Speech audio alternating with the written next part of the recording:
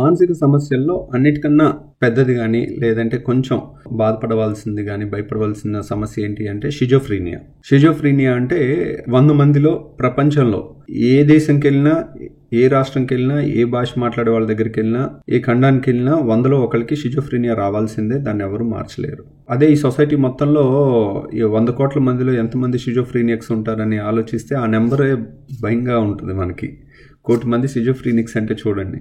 So ఈ షిజోఫ్రీనియాలో కనిపెట్టడం ఎలాగా, దీనికి జీవితాంతం ట్రీట్మెంట్ వాడాల్సి రావచ్చు చాలా వరకు. దీంట్లో ఉండే అతి ముఖ్యమైన లక్షణాలు ఏంటంటే డెల్యూషన్స్ అండ్ హాలుసినేషన్స్ అంటారు. డెల్యూషన్స్ అంటే ఫాల్స్ బిలీఫ్ అన్నమాట. ఇప్పుడు ఇదిగో బాబు చూడు, మనకి ఇది కుందేలు, దీనికి 4 కాళ్ళు ఉన్నాయంటే చూపించినా కానీ లేదు దానికి 3 ఉన్నాయంటారు. అంటే అలా వాదించే తత్వం ఉన్నోళ్ళు ఉంటారు. అదంతా షిజోఫ్రీనియా కాదు. నేను ఎగ్జాంపుల్ చెప్తున్నా. అంటే మనం నిజంగా ఇది రియాలిటీ, నువ్వు కళ్ళ ముందు నీకు చూపించి ఇది రియల్ అని చెప్పినా కానీ వాళ్ళు నమ్మరు అనమాట. డెల్యూషన్స్, వాళ్ళు నా గురించి ఏదో అనుకుంటున్నారు, నన్ను ఏదో చేసేయాలని బలంగా ప్లాన్ వేస్తున్నారని వాళ్ళు ఇంకా ఫిక్స్ అయిపోయి ఉంటారు. ఇంకా దాన్ని మారరు. మనం వెళ్ళి చూడు వీళ్ళు చాలా మంచోళ్ళు, నీ మీద మంచి ఉద్దేశం ఉందన్నా కానీ ఉంటుంది. ఇలా అప్పుడప్పుడు మనకు అనుమానాలు రావచ్చు. అలా వచ్చిన అనుమానాన్నింటినీ షిజోఫ్రీనియా అని అనుకుని భయపడకండి. షిజోఫ్రీనియా అంటే చాలా పెద్ద డయాగ్నోసిస్ అనమాట, చాలా భయంకరమైన డయాగ్నోసిస్. ఒక్కసారి అది ముద్రేసామంటే చాలా మేజర్ థింగ్, లైఫ్ లాంగ్ మందులు వాడుకోవాలి, లేకపోతే అల్లకల్లోలం అయిపోతారు వాళ్ళు, వాళ్ళ ఫ్యామిలీ కూడా. సో షిజోఫ్రీనియాలో hallucinations, delusions of persecution, delusions of రకరకాల డెల్యూషన్స్ ఉంటాయి. మనల్ని ఎవరో చంపేస్తున్నారని, ప్లాన్లు చేసేస్తున్నారని, లేకపోతే వేరే రేడియోలో ఆపరేట్ చేసి ఆ వేవ్స్ ద్వారా మనల్ని చంపేస్తున్నారని, ఇలాంటివన్నీ చెప్తా ఉంటారనమాట. సో అది డెల్యూషన్స్, రాంగ్ బిలీఫ్స్ అనమాట. బిలీఫ్, ఒక నమ్మకం అనేది చాలా బలంగా ఉంటుంది. అది రాంగ్ అని ప్రూవ్ చేసినా వాళ్ళకి తెలియదు, వాళ్ళకి ఇన్సైట్ ఉండదు.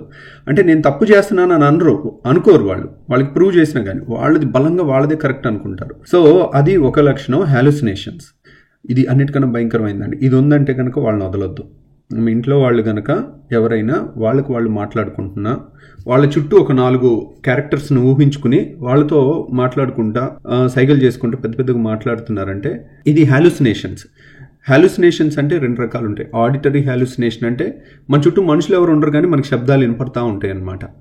That is a very dangerous sign అండి. అది ఉంటే, అలా నాకు శబ్దాలు వినపడుతున్నాయి, నాకేదో చెప్తున్నాయి అని ఉంటే కూడా మనం మానసిక డాక్టర్ని ఒకసారి కలవాలి.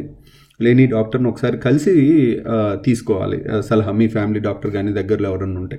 విజువల్ హాలుసినేషన్ అంటే మనకి శబ్దాలు వినపడటం ఒక ఎత్తు అయితే, మన కళ్ళ ముందు మనుషులు కనపడుతుంటారు కానీ వాళ్ళు ఉండరు. కానీ వాళ్ళతో కాన్వర్జేషన్ కానీ మాట్లాడటం కానీ అవన్నీ కూడా చేస్తూ ఉంటారు. Visual hallucination. వాళ్ళకి మీకు ఎవరన్నా కనపడుతున్నారంటే కనపడుతున్నారని చెప్తారు, అది థింక్ దే ఆర్ రియల్. వాళ్ళతోనే మాట్లాడుతుంటారు, వాళ్ళతోనే ఫైటింగ్ చేసుకుంటుంటారు, అట్లా ఉంటారు కొంతమంది. తర్వాత డిసోసియేట్ అయిపోయి అన్నీ మర్చిపోతారు, వాళ్ళ సెన్స్, వాళ్ళ ఫ్యామిలీ అన్నీ మర్చిపోయి రోడ్ల మీదకి వెళ్ళిపోయి తిరుగుతూ ఉంటారు. సో ఇది కూడా షిజోఫ్రీనియా లక్షణం అనమాట. వేరే మానసిక దాంట్లో కూడా ఈ లక్షణాలు కొన్ని ఉండొచ్చు, కానీ షిజోఫ్రీనియాకి ఎక్కువ. ఇప్పుడు రోడ్డు మీద అన్నీ వదిలేసి తిరుగుతూ ఉంటారు చూడండి, వీళ్ళందరూ కూడా ఎక్కువ మంది షిజోఫ్రీనియాక్స్ ఉంటారు. వాళ్ళకి గతం కూడా మర్చిపోతారు. మంచి మంచి ఫ్యామిలీస్ నుంచి వచ్చి అన్నీ, మీరు చాలా ఇన్సిడెంట్స్ ఉన్నాయి, ఇంట్లోంచి వెళ్ళిపోతారు, వాళ్ళ ఆలోచనలు ఏదో వాళ్ళని లాక్కెళ్ళిపోతాయి. ఇంకా వాళ్ళు మన సెన్స్లో ఉండరు అనమాట. అంత బలమైన ఆలోచనలు అలా లాక్కెళ్ళిపోతూ ఉంటాయి. వాళ్ళు రోడ్ల మీద తిరుగుతూ ఉంటారు, అన్నీ మర్చిపోతారు, ఏం చేస్తుంటారు, ఎలా తిరుగుతుంటారు ఏమీ తెలియదు, అలా ఇంట్లోంచి మాయమైపోతారు. వాళ్ళకి గనక ఆ షిజోఫ్రీనియా డయాగ్నోస్ చేసి కొన్ని రోజులు మందులు ఇవ్వగానే వెంటనే అన్నీ గుర్తొస్తాయి. అమ్మో నా పిల్లలు ఉన్నారు, నా భార్య ఉంది, నేను వెళ్ళాలి, ఇంటికి వెళ్ళాలి అని వాళ్ళకి అప్పుడు సెన్స్ వస్తుంది. సో అలా వచ్చి ఇంట్లోకి వెళ్ళిన వాళ్ళు కొన్ని లక్షల మంది ఉన్నారు. అలాంటి వాళ్ళని ట్రీట్ చేసి అలా సరిగ్గా చేసిన వాళ్ళు, ఇంట్లోంచి వెళ్ళిపోయిన వాళ్ళు చాలామంది అదృష్టం కొద్ది దొరుకుతారు. కొంతమంది దొరకరు, ఎటు వెళ్ళిపోయారో కూడా తెలియదు. వాళ్ళు ఏదో ట్రైన్కి ఎక్కడికో ఏదో వెళ్ళిపోయారు అనుకోండి, ఎక్కడ ఎతుకుతారు, వాళ్ళ సెన్స్ రానంత వరకు. కాబట్టి ఆ స్టేజ్కి వెళ్ళే ముందే స్టేజ్ ఏంటి, ఆడిటరీ హాలుసినేషన్. ఆడిటరీ అంటే చెవిలో శబ్దాలు వినపడటం, వాళ్ళు ఇంకొకళ్ళు మాట్లాడుతున్నట్టు వినపడటం. తర్వాత విజువల్ హాలుసినేషన్స్ అంటే వాళ్ళ కళ్ళ ముందు ఇంకొక మనుషుల నుండి వాళ్ళకంటూ వాళ్ళకి మాట్లాడతాం. మీరు రోడ్డు మీద చూడండి, వాళ్ళే సైకిల్ చేసుకుంటా, వాళ్ళే మాట్లాడుకుంటా, తిట్టుకుంటా అలా వెళ్తుంటారు చూడండి, అది కూడా ఆ లక్షణం అనమాట. తర్వాత డెల్యూషన్స్ ఇందాక చెప్పాను కదా, ఆ డెల్యూషన్స్ లక్షణాలు ఉన్న వాళ్ళని కూడా వీళ్ళు ఫ్యూచర్లో అయినా మైల్డ్గా ఉన్న వాళ్ళు మళ్ళీ ప్రాబ్లమ్స్ వస్తుంటాయేమో. ఇవి మేజర్ సిమ్టమ్స్ అనమాట. ఇప్పుడు కొన్నిసార్లు ఈ లక్షణాలు కొన్ని ఓసిడీస్లో కూడా ఉంటాయి. Obsessive compulsive disorder. మనం ఒక సినిమా చూసామనుకోండి, ఆ సినిమాలో క్యారెక్టరే మనకు బాగా గుర్తొచ్చి వాళ్ళతో మాట్లాడుతున్నట్టు అట్లా అనిపిస్తుంది. కానీ వాళ్ళకి తెలుస్తుంటుంది, వాళ్ళకి ఒక ఆలోచన రాంగ్ వస్తుంది, ఇది నేను కంట్రోల్ చేసుకోవాలి అని తెలుస్తుంది. కానీ షిజోఫ్రీనియాలో ఇన్సైట్ ఉండదు. ఇన్సైట్ అంటే వాళ్ళకి జరుగుతున్న ఆలోచనల మీద వాళ్ళకి నియంత్రణ కానీ, ఒకటి రాంగ్ జరుగుతుందన్న విషయం వాళ్ళ బాడీలో తెలిస్తే అది షిజోఫ్రీనియా కాదు. వాళ్ళకి తెలియదు అనమాట. వాళ్ళకి జరుగుతున్న లోపల జరిగాయని రియల్ అనుకుంటుంటారు. దానికి ఇన్సైట్ ఉండదన్నమాట. ఇన్సైట్ అంటే మనలో జరుగుతున్న దాని గురించి ఏంటి అనేది మనకి అవగాహన ఉంటే దాన్ని ఇన్సైట్ అంటారు. అలా అవగాహన ఉంటే అది షిజోఫ్రీనియా కాదు.